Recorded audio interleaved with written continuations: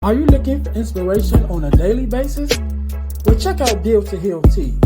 With our inspirational tees, you're sure to find something that will inspire you. Just go to dealtohealtees.myshopify.com. That's Deal to Heal Tees. Get some inspiration in your situation. Wear inspirational tee and be inspired all day. That's Deal to Heal Tees at dealtohealtees.myshopify.com.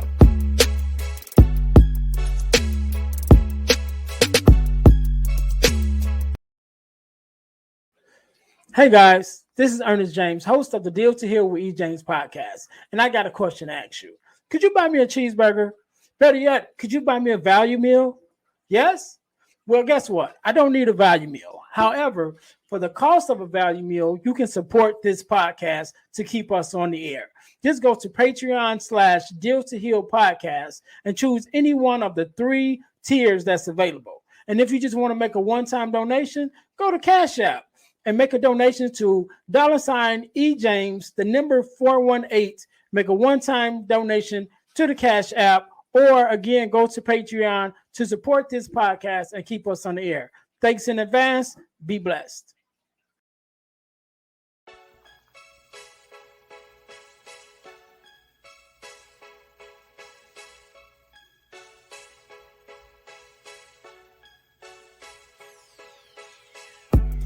Welcome to Deal to Heal with E. James podcast. On this podcast, my guest and I will discuss topics and ways to help us to heal in every area of our lives. I believe that everyone can live a life that is happy, healthy, and whole. So I'm on a mission to help people to deal, heal, and fulfill. Deal with your problem, heal from the pain, and fulfill your purpose. Thanks for tuning in. Let's get to it.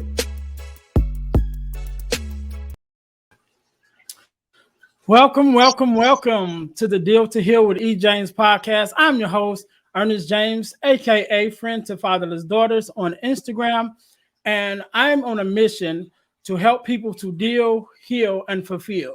To deal with your problems, to heal from the pain, and fulfill your purpose. Because I believe everyone can and should live a life that is whole, healed, and healthy. So again, let me thank you guys for tuning in to the Deal to Heal with E. James podcast. And today, just like any other day, we are blessed with a guest. We are here with Dr. Nicole. How are you doing? I am well. How are you doing today? I am good. We're going to jump right into it. So Dr. Nicole, tell us who you are, a little bit of who you are and what it is that you do. All right. Well, here we go. My name is Dr. Nicole S Jackson. I am your trauma healer, resilience builder, and healing box filler. What I do is I help you understand that healing from trauma is not forever, but being healed is forever. And we do that through self-reflection. Okay. All right. So again, we finna jump right in it. So when we talk about trauma, right? Because I've had different people on. How would you define what trauma is? How would you define the word, I guess? Okay. So I define trauma as a situation or situations which have rocked your emotional foundation. And it's actually causing you to be disturbed in your day-to-day life. So, okay. So what would be, and just in general, because I know that we all go through different traumas and sometimes we don't recognize it. Right. Mm-hmm. And I think that everybody goes through some kind of trauma. So what would be, just in general, a trauma that we may be going through right now? And I just say we as whoever, as a collective, we may be going through that we don't even recognize that it's a trauma, but definitely the ramifications of it will show up, in another year or whenever it shows up. But like right now, we don't even recognize it. Like what would be something that we may be going through right now?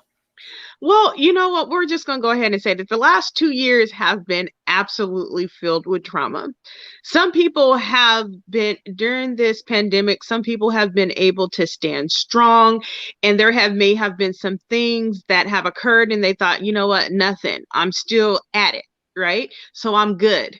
but there's something, and even if they slightly missed it or they just brushed it off, there's something during this time that is going to surface again later because it Mhm. wasn't dealt with. It was just looked at as and then of course we know there are those people who are highly traumatized and they know this, right? But it goes to show that situations do not affect everybody the same, right? And how people respond to it is not going to be the same, and how they manifest that the fallout won't be the same either. Some is going to be early, some is going to be later on, some is probably going to be not at all. So there's levels to this. Right. And I was gonna bring up the pandemic. That was gonna be my follow-up because I already knew that I was gonna mention that anyway. But just because the reality of it has been traumatic. Mm-hmm, When we just think about the lock being on lockdown, when we mm-hmm. think about the divorce rate going up, when we Yeah. think about domestic violence going up, when Mm-hmm. we think about the loss of jobs, the loss of income, that whole part of it. When we think about the loss of loved ones, and Right. not only just the loss of loved ones, but sometimes the number of loved ones. I was a part of a workshop I did a couple weeks ago, which was a forgiveness workshop. And in this workshop, we were dealing with forgiveness. And one of the young ladies who was a participant was saying during the pandemic, she lost 16 loved ones. Mm-hmm. And I'm like, can you imagine, the trauma that caused, and how, in this environment that we're in now, it's like, okay, well, it's just a pandemic. But can we really think about the effect that that's going to have post pandemic? Like once we're out of this and things kind of calm down and get to that new normal, because they'll never be normal again. When all those things start coming up, you start thinking about how much money you lost, how much property you lost, how much whatever you lost, how many loved ones you lost, and Mm-hmm. actually have to deal with that in that real mental space. I think that's going to be a big thing, for the country as a whole, dealing Yeah. with the trauma of this pandemic. Absolutely. The impact is going to be massive. And to be quite honest, you're already starting to experience the impact. Just think about how people are relating to others, right? Mhm. Like people are still, the impact one is fear. And that's going to affect your trust, right? And so you're not going to trust people are probably being honest, or you're not going to trust people that you can be safe around people. So the impact is already starting. Oh, it's huge. Yeah. And the impact even bigger is judgment, right?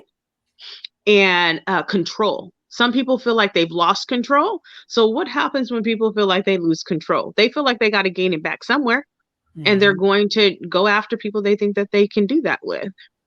Yeah. Um, our society is whoa, I don't know that people are absolutely ready for what it's actually going to look like, right? Mhm. We're only getting a glimpse of it right now. Yeah, and another part that I think that a lot of people don't. I mean, it's right in their face, but I don't know if they look at it. Is the separation of people, and just how, at one time, let's say if it was racism, and then Hmm. it's classism. Now it's vaccinated, unvaccinated. You know what Right. I mean? And so now your neighbor is turning into your enemy, because of this pandemic, and those who are in control, is making up the rules as they go along, because I remember when it first started, I was like, all right, you got to be indoors. If you get, if you catch the coronavirus or whatever, you got to be indoors and locked away for 2 weeks.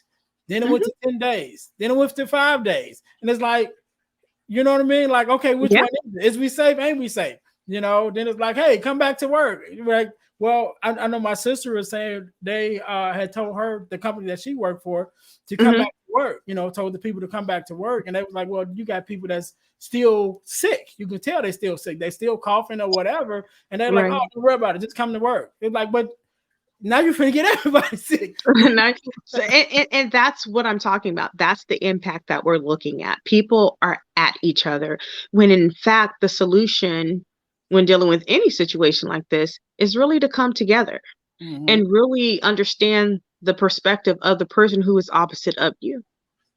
Right. And the hope is that that's how the fallout is going to be dealt with in my mind, is people are going to start understanding it's just like any other everyday decision. You have to respect the decision of the person who's making the decision, because they're making it for a reason, even if they're not sharing it with you. And it doesn't mean that you have the right to try and have control, right? But those people have been traumatized, especially people who have lost people in this pandemic, right? All of a sudden, this is real. This is super real. This is like, but you got to do it this way and you got to do it that way. And if you don't do it this way, you're really not helping the people, because I know this is real because I lost someone. Right. Yeah. Yeah. And it's so much, I think, is out of control, but it's so much out of control, because even with myself, one of the things I do, amongst other things, is I do home health care. Right? And so I take care of people with disabilities. Okay. And I remember when sort of in the beginning of the pandemic, some of the clients got sick, and some of the staff, our older staff, and they were afraid, just to be honest, they were afraid. They're like, what is this new thing? And, now they got it. What if I get it? And, which is understandable, because none of us really knew what to expect, and so then you go into the whole thing of, vaccinated or unvaccinated, like the client's not necessarily getting vaccinated, because they have to have the freedom of choice. So because they can't verbally say yes or no, you can't just put that on them. Right. I mean? And so from the staff point of view, okay, now how does that affect me when I'm working with them?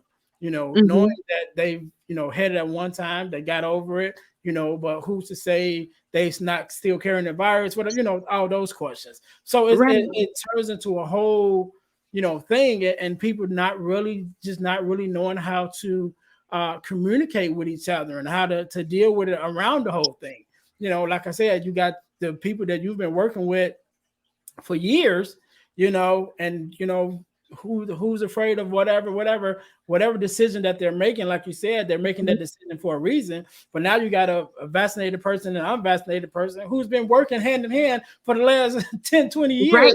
Going at each other, you know what I mean? Like, well, you should get it. Well, you shouldn't get it. You can look at this as another thing. Right. You can look at this as an active, traumatizing situation.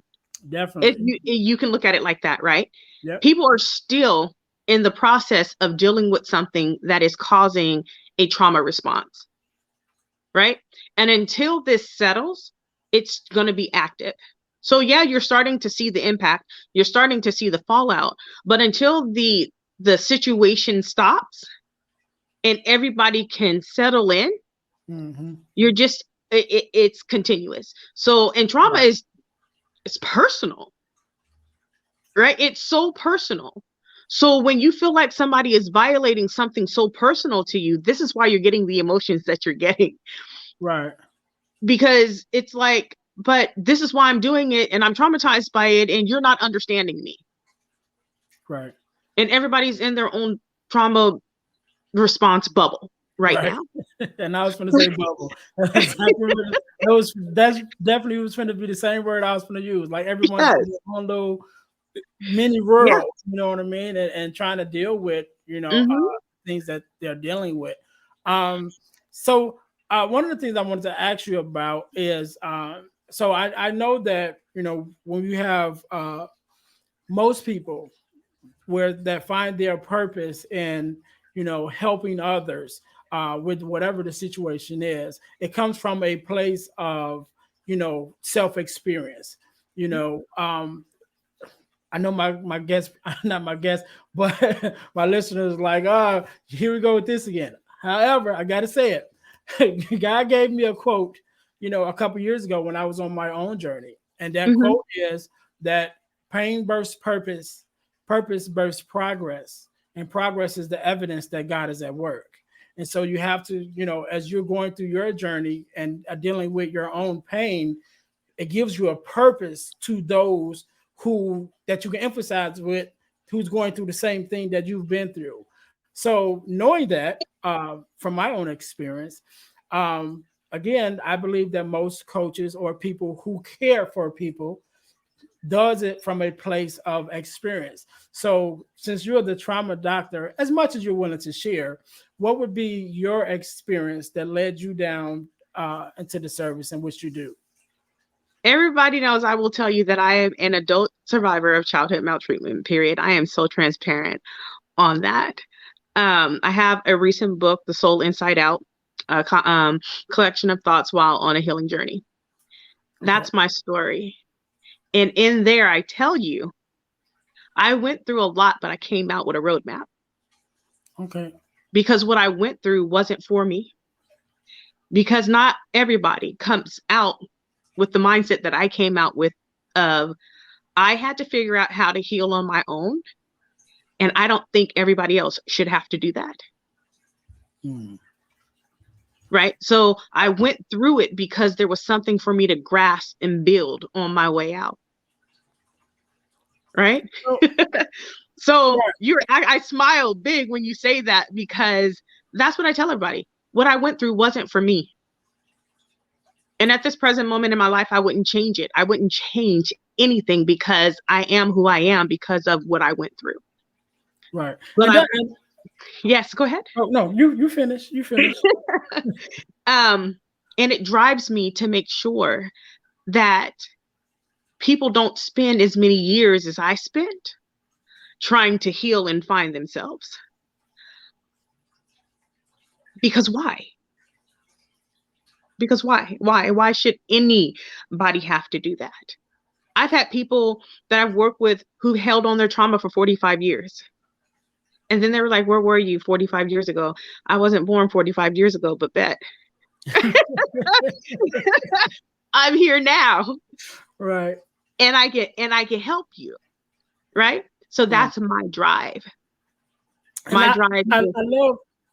Go ahead. I love that you said that with your experience, because it is true. We all go through different experiences. Some of us go through the same experience, but it's when you get on the other side of that experience that makes the difference. And I say that, some of us, God gives us a choice when we're going through a situation. And that choice is, are we going to be the victim or the victor of this situation?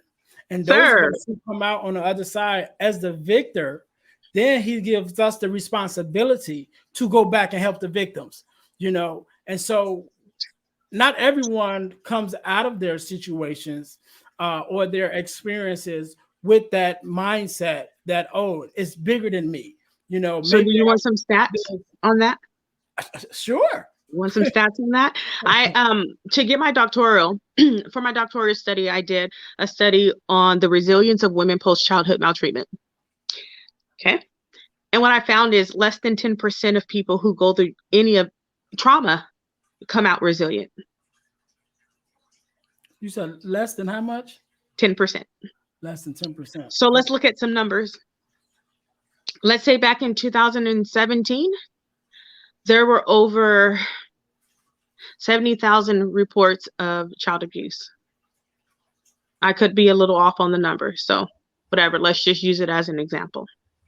10% of that came out resilient. And not a lot of people. Right. Not a lot of people at all. And I think that's part of the reason why, I think God chooses a handful of people who can handle the responsibilities that come with going through some of the things that you go through. Because of that same thing, like you just said, everybody don't come out on top, and some of them, are maybe a little stronger than others, and some of them just need some help along the way. And so that's where us as the victors who come out on the other side and realizing that, okay, I went through this, but I went through it for a reason, more than just for my well-being. Now it's my responsibility to reach back to those who are going through the same thing or similar, to help them along the way. And so that's why I love talking to coaches. I love talking to people that's in that same mindset, of service, and because we get it.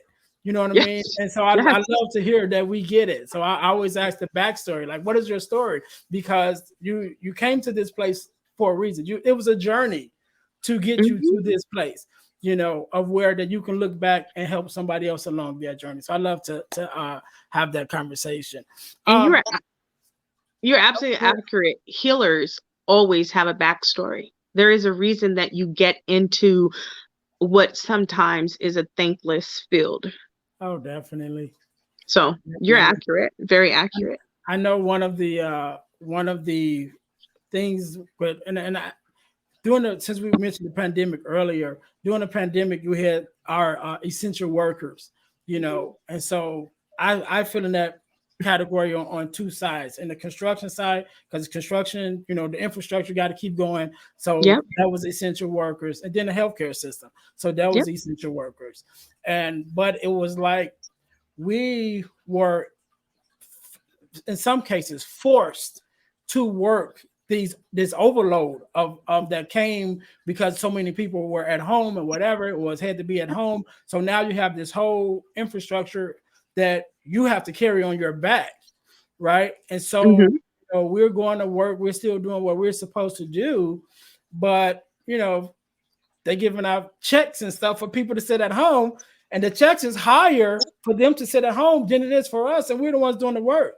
We're the ones that's keeping the country going, and especially on the healthcare side, keeping clients healthy or whatever. Even in the hospitals, people coming in, exposing themselves to the virus, right? But we're doing all the work, and it's like, okay, where's our benefit or something? Since we are essential and we chose to be, right. But at some point, I did choose it. But where's the thanks? You know what I mean? You know what? It's thankless. It's thankless, but the reward that you get is absolutely amazing, right?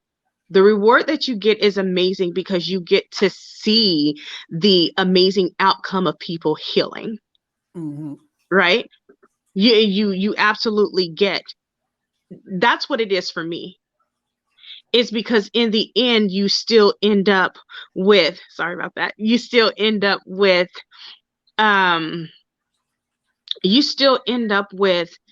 seeing what it is, you remembering why you do what you do. Right. You see what I'm saying? Definitely. So that's why in healthcare,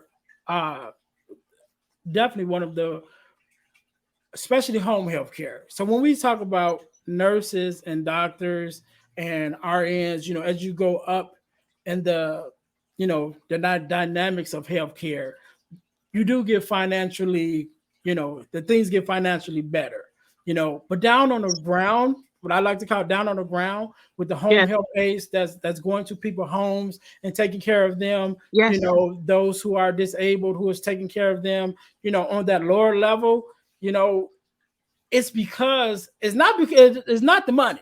You know what I mean? It's because we have a heart for people and we love what we do, which is the reason why we do it. And especially if anything, that showed during the pandemic, because again, you got people sitting at home, getting checks, making more than what you're making, and you're doing all this overtime and everything else. But there's a part of you that said, I do it for free, really, because it's a part of me that's just who I am. I love people, I care for people, and that's why I do it, and so we share that, that whole thing. So another thing I wanted to talk about, and I think you kind of mentioned a little bit of it earlier, because I've had different people on who have talked about self-care, and I'm definitely big on it. That's why I have them on. But yours seem to be from a different aspect, not necessarily self-care in those words, but your words were self-reflection. So how is that process? What does that process look like?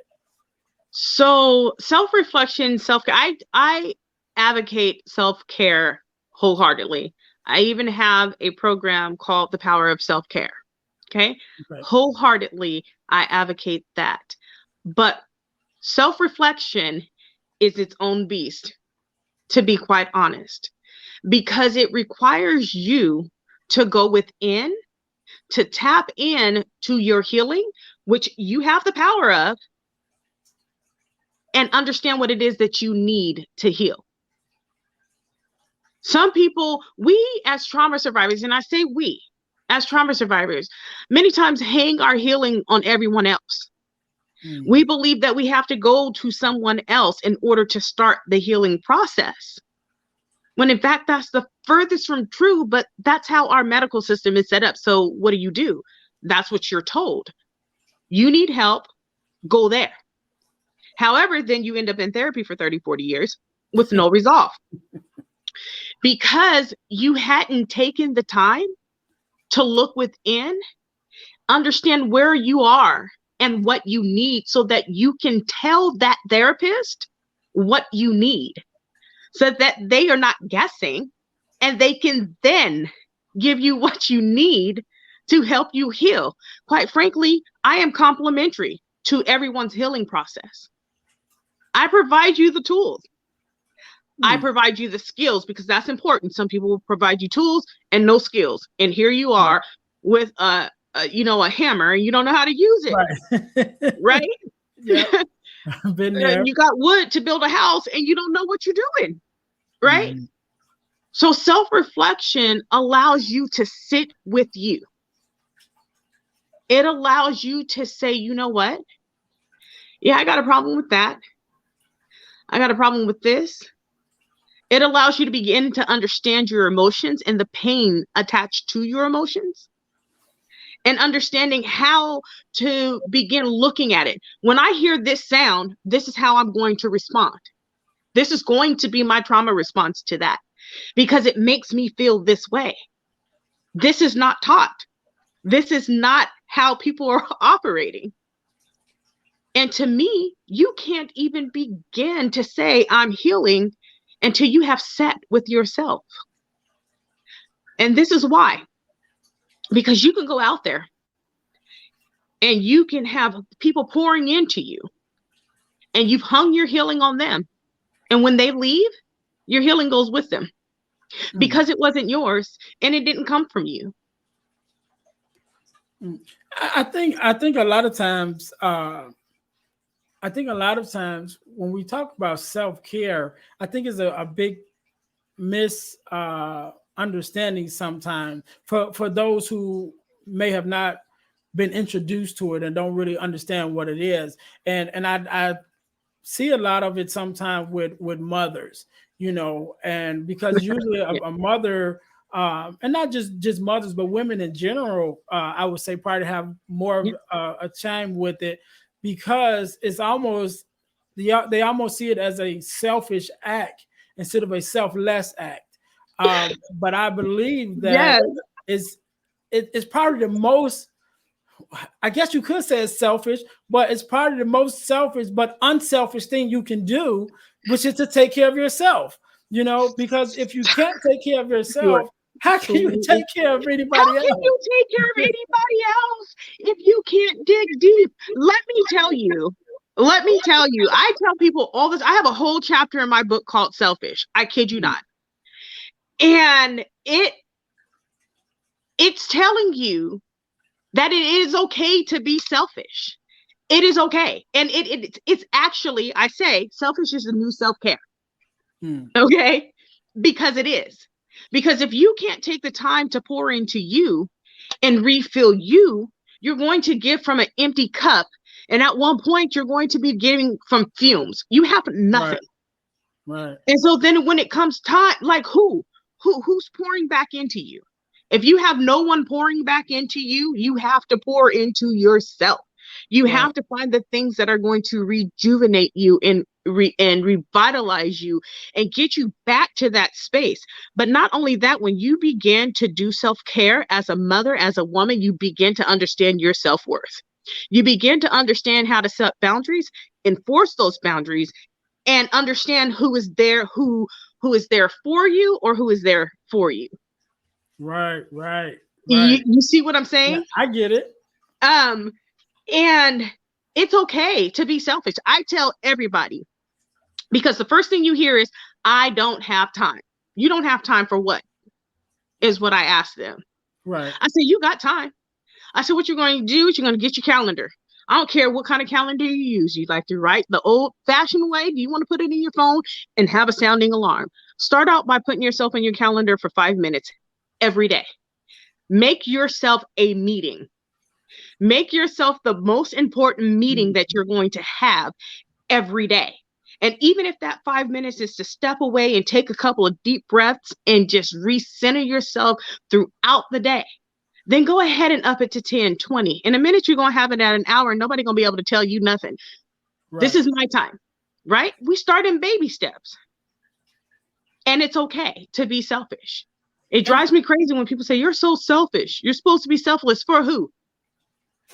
Right. And one of the things I like to tell people who have a problem with that, like, you do have people who you're responsible for, that you give yourself to and that you love.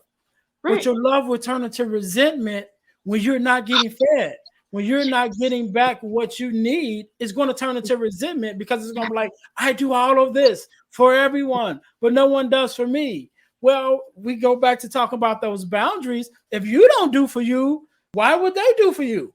You know what I mean? Because you haven't showed them how to do for you. Like, people, honestly, people don't this is why self-reflection is important, because you have to be able to show people how to care for you, how to love you, how to talk to you, or they're going to talk to you any old kind of way.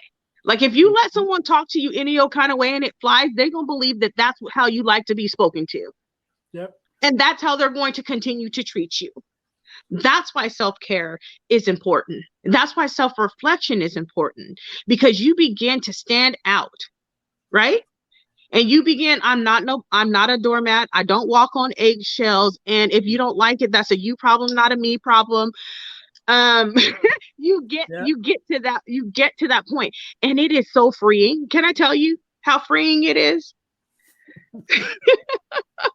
And I think someone, I heard the analogy one time, and they asked, the question was, if you went to an ATM and the ATM gave you $100 and you didn't put nothing in, and you just went to it and pushed 100 and it shot out $100, and you went the next day and it shot out another $100, how many times would you go to that ATM, and when would you stop? You know, right? It was like, I would stop when it stopped giving, you know, right? And it said, so you have to think of yourself as the person that's given, as the giver. You're that ATM, and that other person, just like they said, they're going to keep coming as long as you're giving. And then when you're done giving, you have nothing else to give, then they're going to walk away. And that's why, right. And that's why I said, you got to understand who's there for you and who's there for you. Mm-hmm. Right? Yep. That's the best analogy ever to put it out there. It's so accurate. Right. And so at some point you have to take your own control, you know, first of all, putting yourself first, you know, like I said, making that time for yourself. Definitely. I was just talking to someone the other day, and, you know, they were telling me that they were feeling better that day, which they had been feeling, you know, a little some kind of way a day before or whatever. And I was telling them, I was like, I'm 45, you know, and they're in my age group too. And I'm like, we're at that place now. We have to make self-care as part of our thing. It has to be part of it now. We're getting older, you know, and I was telling them, you need to start going to get massages. I'm like, when was the last time you got a massage? Like, we never, speak the same language, like, sir. You got to start getting massages. You know, that has to be language. Oh my. Yeah, especially when your body is, again, I'm 45, so my body already changing. You know, I'm already getting older. You know, and so when your body is already changing, just with age, you know, you gotta do some maintenance. You know, you got to keep it up. You got to learn how to relax. You got to learn how to mentally relax. and nobody's going to do it for you, especially when you have kids, especially when you have a husband or a wife, a job, and a family. The list can go on and on and on. The list can go on. Would be, where do you fit on that list? It's your list. But where's your name at? Right. Let me tell you, when I first started really understanding the importance of self-care was after I had my son and he got older. And, everybody's like, I can't go to the bathroom. I can't do this. I can't do that. Right. I invented something called mommy timeouts. Okay. Let me explain mommy timeouts to you. Mommy timeouts meant I was exercising my boundary. Yes, you're my child. However, I'm not putting you in timeout. I'm going into timeout. I'm going into my room and I'm setting a timer. And every time you talk to me, my time starts over. And so if you want to see me anytime soon, don't come to this door. Don't stick your little fingers under it. Don't say mommy. Don't summon me. Because I'm going to be here for a minute. Should you do that? Right. And it's those small things. And don't get me wrong, I wasn't abandoning my child. There was other adults in the house, right? But I knew that you have to exercise those things. And it's unfortunate when people, I give that disclaimer because sometimes people, the first thing they say is, well, you're a mom and you had the kids and so you're responsible for them. So what do you mean you need a break? What do you mean that you need time for yourself? What do you mean if you didn't want to have them, you shouldn't have had? If you didn't want to care for them, you should stop it. Stop it now. Knock it off. Because it doesn't matter that you had children, be it 1 or 10, right? You still need to refill. Because you have people pulling at energy that they have no right technically to have. And so understanding how to replenish that is important. But I'm going to say this, we're starting too late in life understanding that. Yeah. We need to, what it is we're a reactive society, right? We're reactive. We're not proactive. We're not teaching our children at younger ages that this is what you need to do. You need some time to yourself. You need to center. You need to ground. At 4 years old, I taught my son to breathe deep when he became upset.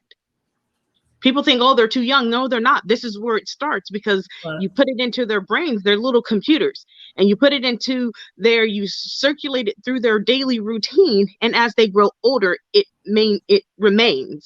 They don't lose it. But then as people are getting older, they're trying to figure out how, right? They're trying to figure out how. And for some people, it's too late because they've already fallen into the cycle of what society believes a person should do if they're married or if they have children. And this goes for men and women, because some men, they work and work and work because their responsibility is to care for their family. When are they refilled? Right. And yeah, like you said, I definitely agree with you 100% on that, because we're not taught. And then a lot of times, unfortunately, before we get to the point where we think, okay, let me sit down and rest my body, our body sits us down, because the body is like, I can't take no more, next, you got people having strokes, you got people having heart attacks, you have your body is saying, look, you're not giving me no rest. And I'm at the point where I can't operate on full potential. So I got to set something down, and so now your body starts shutting itself down, and so this whole self-care thing, it goes, it's so broad because it reaches in so many different areas, every area of our life. And we really have to stop and think and put into practice, and like we've been saying, if you don't think about how you're going to take care of yourself if you don't take care of yourself. What I mean? It's like, as a man, especially being in construction too, we do physical work. And it's like, all right, I got to go to work. I got to do this for my family. But at some point, you got to start thinking, okay, how is me pushing myself every day? It has to be a point that I stop to recharge. I stop to rest my body. Because just mention construction, because that's what I do. It's hard on your body. Yeah. I'm a bricklayer. Most of my bricklayer friends who are a little older than me, right before they retire, they got hip replacements. They got what is it? Carpal Carpal tunnel. tunnel. You know, they got all these things. Now they trying to get everything fixed. You know what I'm saying? Before they retire. You know, but it's like at some point we got to start addressing this when we're coming in as apprentices, 18 years old, 19 years old. We just getting into the trade and say, okay, this is what, you know, we got this opportunity to build these things and have a great career, but let's teach you now, just like I'm teaching you how to lay brick. Let me teach you how to take care of yourself. Let me teach Yes. you how to lay the brick the right way so you don't get carpal tunnel. You know, Right. we have to start addressing those things early, to our youth, to our, you know, Right. ourselves, our brothers, sisters, whoever, you know, to put that self-care in our everyday lives, to pencil that time in, Yep. whatever it is, so that when we get to 20, 30, 40 years down the line, we still just as healthy mentally and physically as Right. we were, you know, years ago. And yes, and you are, but that's how it works, right? We're trying to learn something new, and we're slow on the uptake. But I think the problem is that people overthink it. Mm-hmm. Self-care can be as simple as taking a walk, going out to the back and doing some gardening, you know, sitting down with your feet in some water and doing a self pedicure. It's not something that has to be, you know, extravagant all the time. Just take time for yourself. Don't overthink it. If you feel like you're tired and you feel like you need to get some things done, then go ahead and do that. You know what I mean? You go Yeah. ahead and do that. You go ahead and take care of that. Yeah, one of the things that I started doing, I used to run on the treadmill. Right, Mm-hmm. I think my exercise thing, 30 minutes on the treadmill every day. Get on the treadmill, put my earphones on, I'm running. One day, I'm gonna go to the park. I went to the park. I walked around the park. Kind of goes through like forest preserve or whatever. I Uh-huh. walked through the park, changed my life. I don't want to go to the treadmill no more. You know, Right. that time of being by myself and walking and being in nature and hearing the birds sing and that whole thing, it went from being a thing of a physical exercise, which is where it started. You know, I'm just trying to get some exercise, but the experience of walking outside and the nature and all of that became Yes. a full body relaxation thing for me, you know.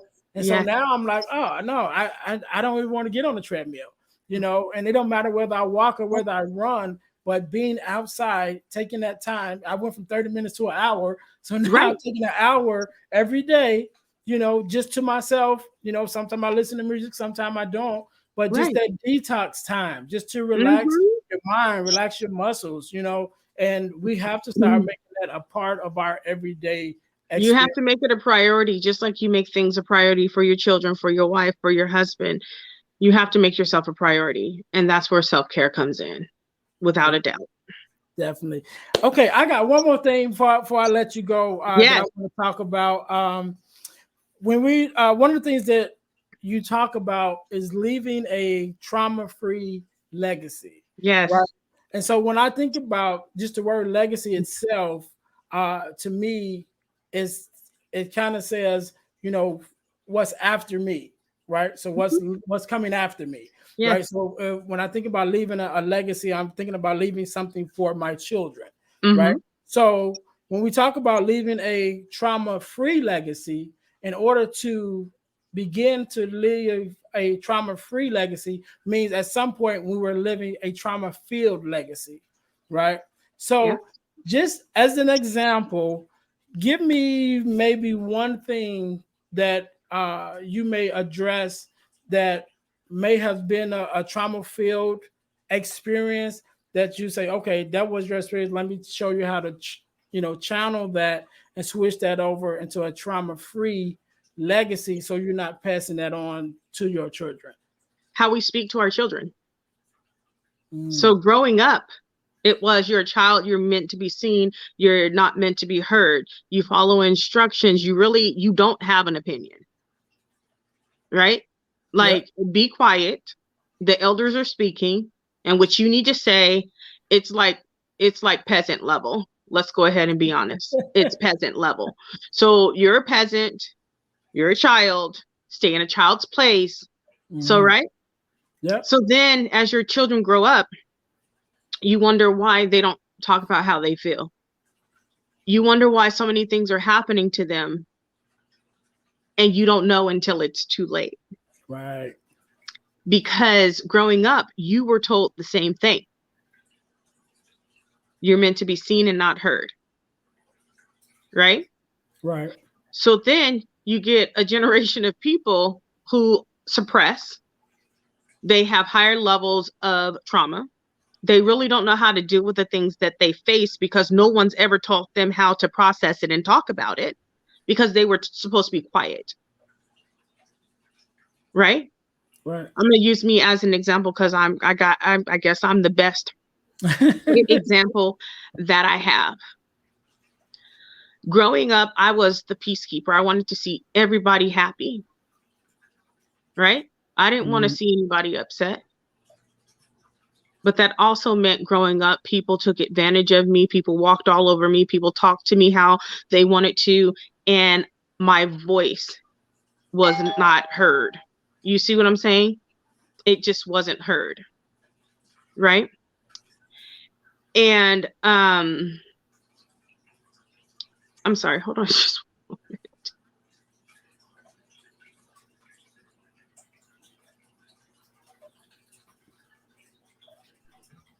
Okay, I'm sorry about that. All right. Too many people are operational right now. Okay, so I take that as dealing with my child now, right? I tell my child that you have a voice. If you have concerns, it's okay for you to come and talk to me and tell me your concerns.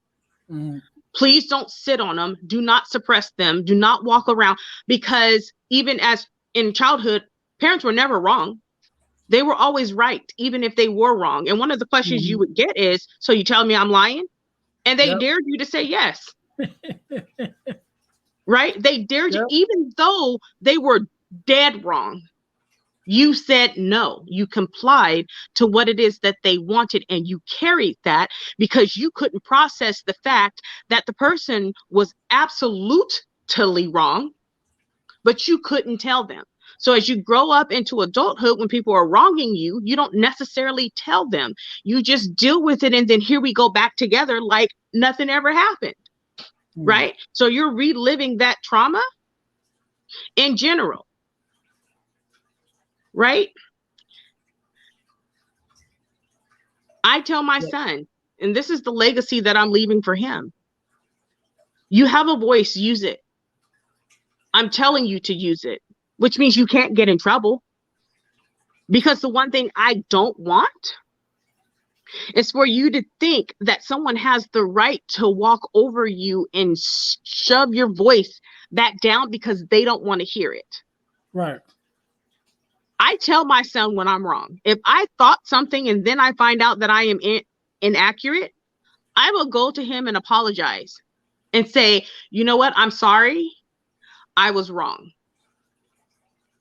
And to me, that's leaving a legacy that he's able to expect people, one, to treat him with respect and respect his space and respect him as a person, and understand that if you're around people who can't tell you when they are wrong, those are the wrong people to be around. Right, right. So then he is going to transition that over to his children. And hopefully this is now the legacy that is left. You have a voice. And although you go ahead. I think that's very important, definitely with men, to be able to apologize and even apologize to your child. One of my previous episodes that I did, I actually, had a conversation with one of the fathers, and he was saying that how he went to his daughter and he, apologized to his daughter, for some experiences, that they had within the family. And I even made a clip. Actually, one of them, I made a clip just of that part, and it's on part of my YouTube page, and it's one of the highest clips highest watched viewed clips that I have to date so far, Okay.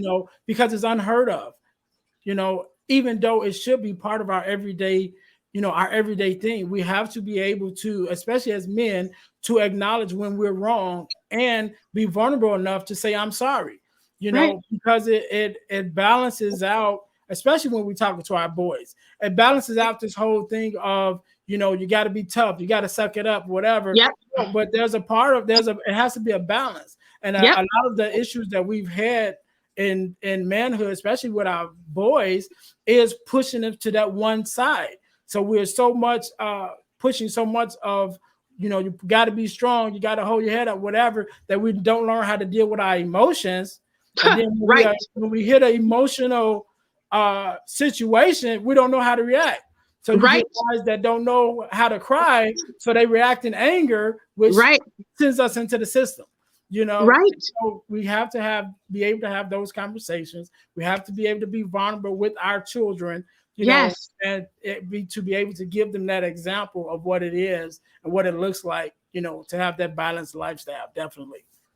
And so just to give you one more that people might relate to, if that's okay, is you need to use corporal punishment to get your children to comply.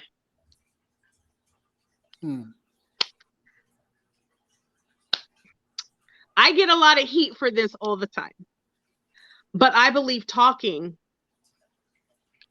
outweighs physical retribution. And the reason is because then it goes into that anger thing that you're talking about. You learn that if people are not complying with you, you respond with anger. You put your hands on them to get them to do what you want. Right? When in fact, if you talk to when you talk to your children, or when you talk to people, they get an understanding, and then there's a lesson out of that. I use my voice to get what I want. I use my voice to control my surroundings and my circumstances. And I don't beat up on people because they're not complying with what I want. Right? That is a legacy. That is a trauma-filled legacy. And it goes way back. Yeah, it goes back. It's generations deep. Right? So I use this analogy. When you have a chain, right? Because historical trauma is a chain reaction. Somebody has to be that link that breaks free. Somebody has to be that link that opens up and says that enough is enough, and begin to, at them, start a new chain reaction of healing, a new chain reaction of trauma-free legacy. Somebody has to do it, right? And it becomes amazing when you begin to see this, right? Me and my siblings, we made the decision we're going to do opposite of what we had. You see what I'm saying? We're going to do the opposite of what we experienced. Right. And so we started building that chain, and now our children understand. We talk, we work it out, and no, you may not agree or I may not agree, but in the end, I just take stuff. It's okay.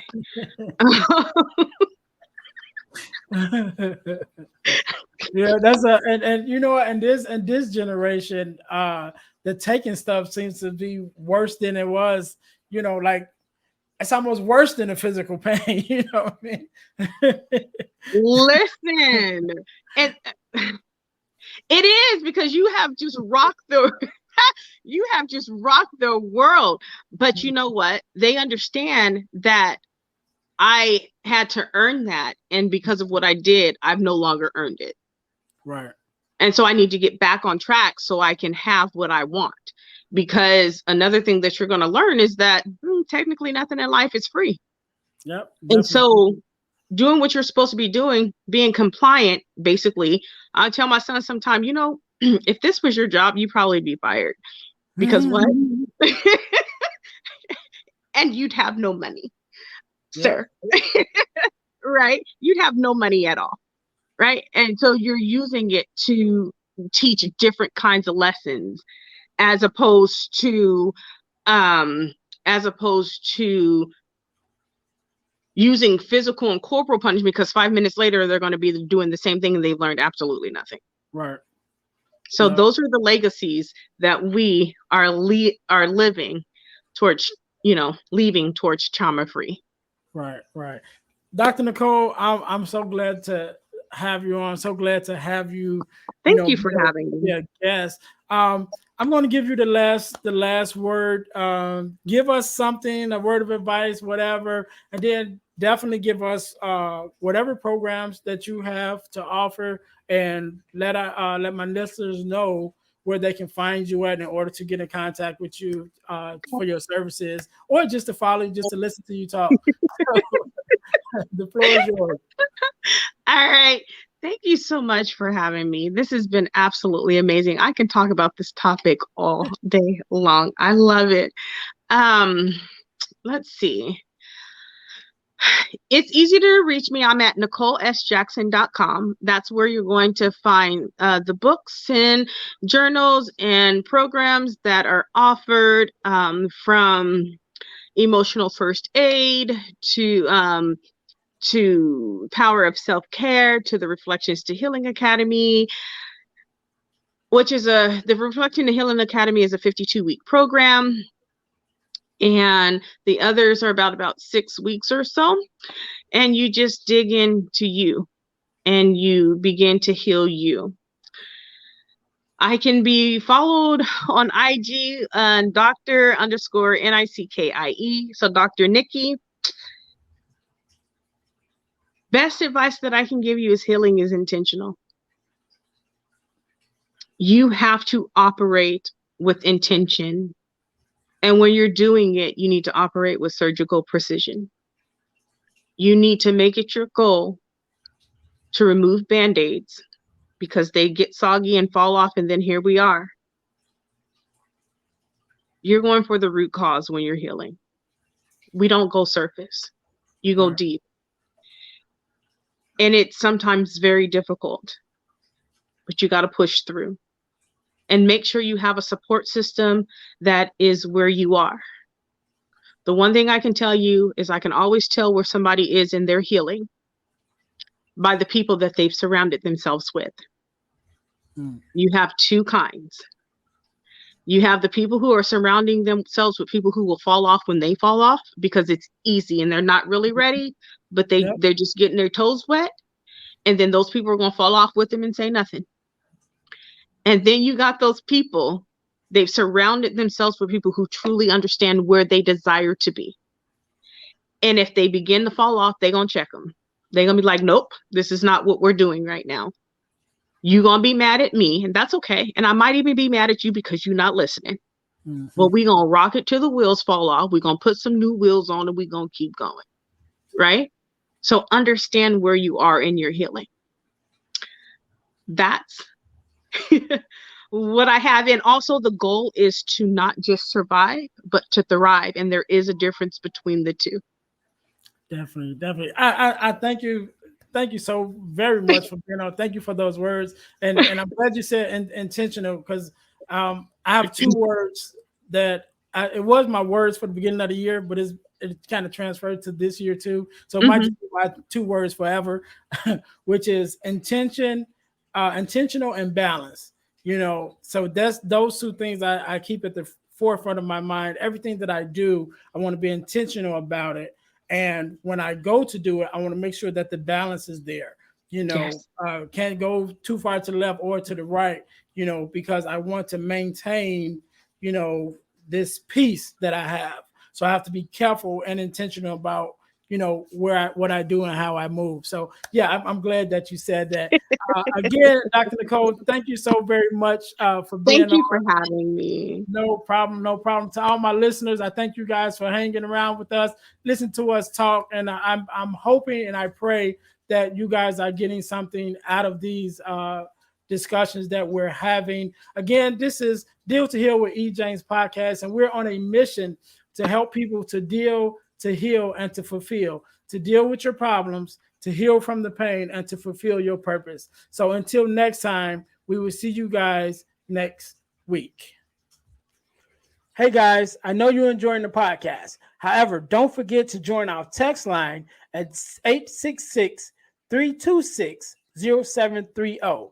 That's 866-326-0730 in order to receive text messages with new events and things that is going on and new episodes as they release. All right, see you in a minute.